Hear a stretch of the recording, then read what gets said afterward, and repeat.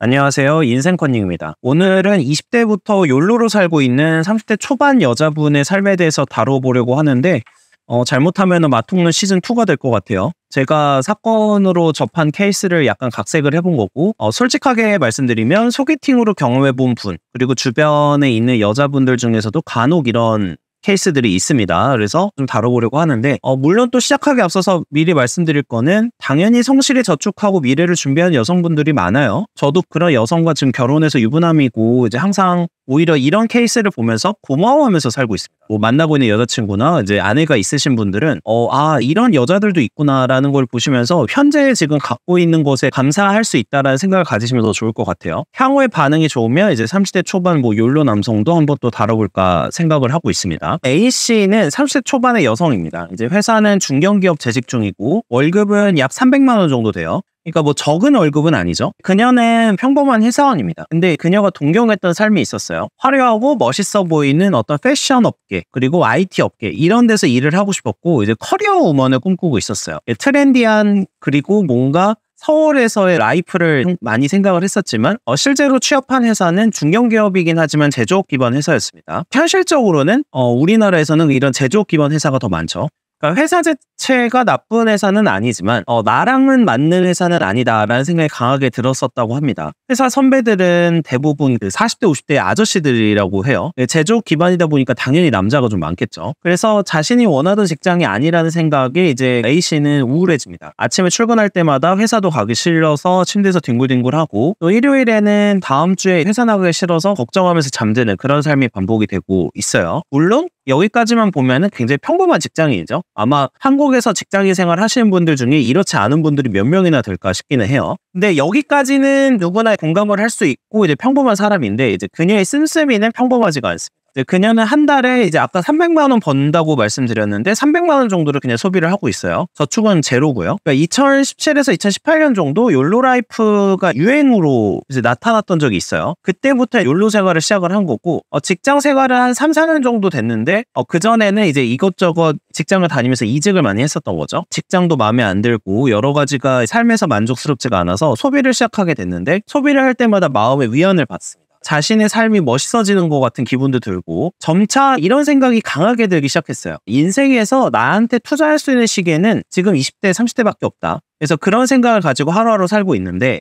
그녀에게는 이제 내년에 결혼할 남자친구가 있습니다. 남자친구랑도 해외로 가서 결혼 스냅 사진을 찍으러 갈 예정이고 머릿속으로는 이제 간 김에 명품을 저렴하게 구매할 생각에 굉장히 들떠있는 상황이에요. 반대로 결혼할 남자분은 정반대의 소비 패턴을 보이고 있어요. 한 달에 50% 정도를 저축하고 있는데 여러 가지 문제가 발생을 합니다. 이제 남자친구가 결혼을 결정을 하고 이제 결혼을 하려고는 하지만 나는 이렇게 너랑 결혼을 하기 위해서 결혼 자금도 모으고 있고 여러 가지 노력을 하고 있는데 너는 자신과 장기적인 결혼 자금이나 이런 부분을 모으는 것에 관심이 없는 것 같다라는 생각이 들면서 몇 번의 다툼이 생기게 돼요. 어쨌든 결혼은 지금 진행이 되고 있고 그녀는 세상에서 자기 자신이 제일 소중해요. 그래서 아침에 일어나면 브이로그나 호캉스 유튜브 보고 하루를 시작하면서 출퇴근길에 셀럽이나 주변 친구들 인스타그램을 살핍니다. 트렌드, 유행 등을 파악을 하는데 굉장히 많은 시간을 쏟고요. 그리고 이제 자기 어떤 업무 능력이나 이런 부분보다는 내가 어떤 옷을 입고 어떻게 살아갈까를 훨씬 더 고민을 하는 것 같아요. 이제 늦게 출발할 때가 있죠. 이제 늦잠을 잘 때도 있고 자주 택시를 타고 출근을 해요.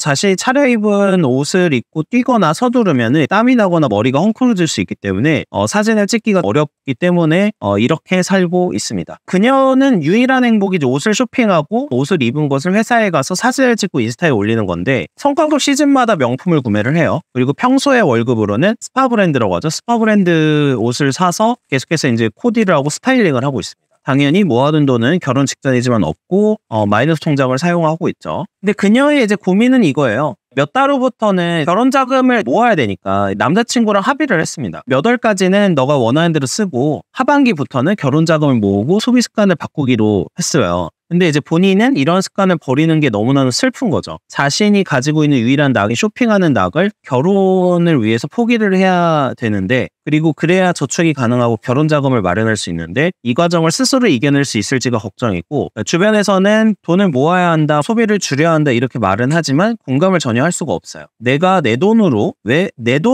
내가 이렇게 옷을 사는데 왜 주변에서 말리는지도 알 수 없고, 남자친구도 왜 이렇게 생각을 하는지 조금 섭섭하기도 합니다. 그리고 타인이 나를 존중하지 않는다고 생각을 하고 있습니다. 네, 이게 이제 제가 경험한 욜로 여성분들의 삶이에요. 물론 뭐 당연히 아까도 말씀드렸지만 모든 여성이 그렇지는 않지만요. 그리고 취미는 다양해요. 제가 주로 옷과 가방을 말씀을 드렸는데, 뭐 골프를 선호하시는 분도 있고 해외여행을 선호하시는 분들도 있어요. 보통 보면 뭐 골프를 치든 해외여행을 가든 옷이나 가방에는 대부분 신경을 쓰고 있죠. 이제 보통 여행 자체, 골프 자체도 중요하지만 사진을 찍어서 SNS에 올리는 게 더 중요한 경우가 많기 때문이죠.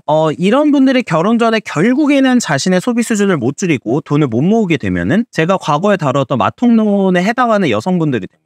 결혼 전까지 돈을 모을 수가 없으니까요. 자신의 월급을 다 쓰는데 결혼 자금을 마련해야 되고, 결과적으로는 집에서 지원을 해주거나 이제 마이너스 통장 대출을 받아서 할 수밖에 없으니까요. 근데 합의하에 결혼 비용 전부를 남자가 부담하는 케이스가 아니라면은 당연히 이렇게 마통을 쓸 수밖에 없겠죠. 그래서 저는 이 사례에서도 이혼까지 오시게 된 케이스긴 했는데, 이제 남성부에 좀 안타까웠어요. 이제 경제 개념이나 소비 개념의 중요성에 대해서는 제가 과거 영상에서도 누차 강조를 했었고, 소비를 절제하지 못하는 사람들은 과거의 소비 수준과 현재를 비교하기 때문에 행복한 결혼 생활이 어렵다고 제가 과거의 영상에서도 말씀을 드렸었습니다. 그리고 무엇보다 중요한 거는 남편이 고생해서 벌어온 돈을 보면서 아내는 이 돈을 아껴야 된다, 또는 이제 내 남편이 이렇게 고생해서 번 돈이기 때문에 가족의 삶을 위해서 장기적으로 투자를 하고 삶을 설계해 나가야 된다는 생각이 소비에 중독되신 분들은 없는 경우가 많아요. 그래서 결국에는 빚을 지는 것에 대해서도 소비를 위해서라면 거리낌 없이 하게 되고 어려움이 이제 별로 없이 채무를 지게 되는 거죠.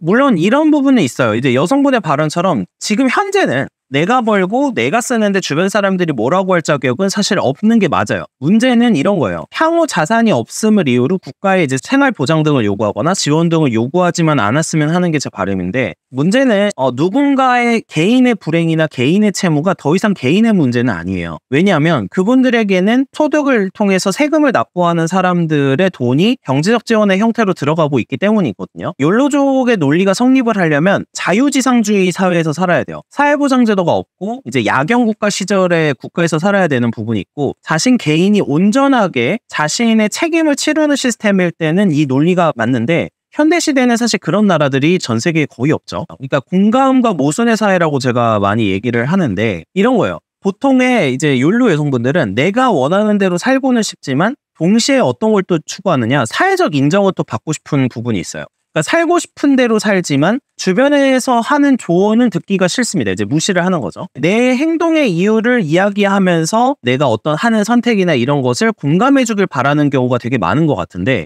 저는 무엇이든 공감을 해주는 사회를 불가능하다고 생각하고 싫어합니다. 어떻게 내 삶과 다른 경로로 향하는 사람을 공감을 할 수 있는지 모르겠어요. 상대방의 삶을 존중하는 거는 중요한 일일 수 있지만, 공감을 해주고 그 사람의 선택이 옳다고 응원을 해주고 박수를 쳐주는 건 다른 영역이거든요. 근데 자유랑 인정을 같이 원하는 것 같아요.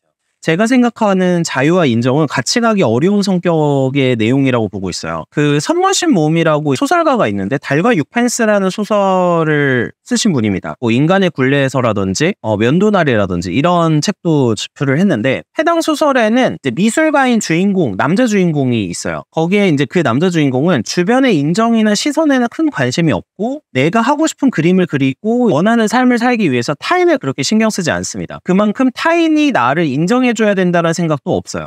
그러니까 자유를 추구하고 자신이 원하는 것을 위해서 산다면 주변에서의 인정은 원래 같이 가기 어려워요. 인정받으려고 하면 타인의 시선에서 내가 그 타인에게 부합하는 일을 해야 되는데, 이건 당연히 자유랑은 거리가 멀죠. 자유는 내 관점에서 보는 거지만 그 인정은 제3자의 시선에서 봐야 되는데, 예를 들면 내가 하고 싶은 소비는 하고 싶지만 주변에서 나는 인정받아야 된다, 이런 생각을 많이 하고 있다는 생각이 들고 그런 경우가 많다는 생각이 듭니다. 그래서 민주주의 사회이고 여러 가지 다수가 되는 사람들이 힘을 가지는 시대가 되다 보니까 무리를 이룬 사람들이 정치적이든 사회적이든 많은 영향력을 발휘하는 것 같아요. 사실 오늘 다루는 욜로 사례가 아주 많다고는 볼 수는 없겠죠. 그렇지만 이 사람들이 모여서 담론을 형성하고 사회에 계속해서 의견을 개진하고 있기 때문에 실제로 정책이나 복지에 영향을 많이 주거든요. 극단적인 사람일수록 의견을 좀 강하게 표출을 하고 그 강하게 표출한 의견이 사회에서 받아들여지는 경우가 간혹 있어요. 내가 자유를 행사했으면 내가 책임을 져야 된다는 개념도 점점 다수에 의한 생각이 전염이 되면서 이제 희미해져가는 그런 부분들이 있는 것 같다고 생각을 하고 있습니다. 이런 부분에 대해서도 한번 생각을 해봐야 되고, 항상 극단값을 우리가 다룰 수밖에 없는 게 그 극단에 해당하는 사람들이 사건 사고를 일으키게 돼 있고 그 사람들의 사고를 전파하면서 사회에 이야기를 하게 되고 계속해서 요구를 하고 주장을 하게 돼 있어요. 그래서